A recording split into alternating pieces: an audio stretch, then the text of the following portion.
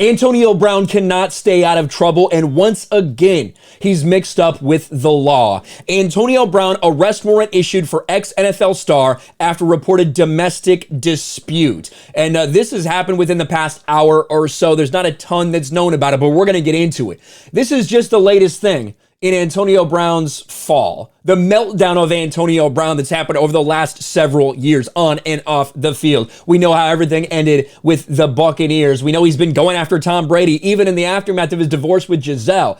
But whatever you want to call it, if you think it's mental issues, CT, whatever you want to blame it on, like, it doesn't matter. Antonio Brown is a fucking lunatic, and he cannot control himself anymore. Let's get into this story.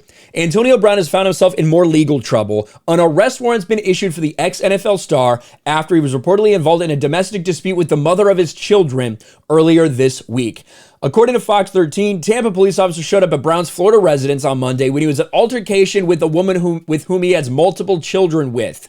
Cops, according to the outlet, claim Brown threw a shoe at the victim, striking her in the ponytail, and then they said Brown would not open the door or come outside to speak with officers. Despite the dispute, Brown allegedly threw the woman's belongings out onto the street and attempted to issue an informal eviction to the victim, throw her out of the house. Fox reports that despite multiple attempts to get Brown to come outside and allow the woman to get her things, cops say he refused. The outlet says officers then advised the victim to spend the night elsewhere.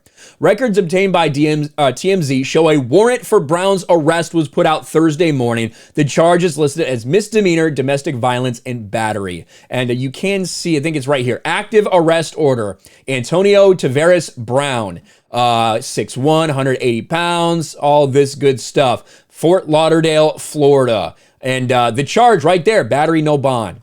Like, it's just the latest thing. It's just the latest thing for the Antonio Brown meltdown.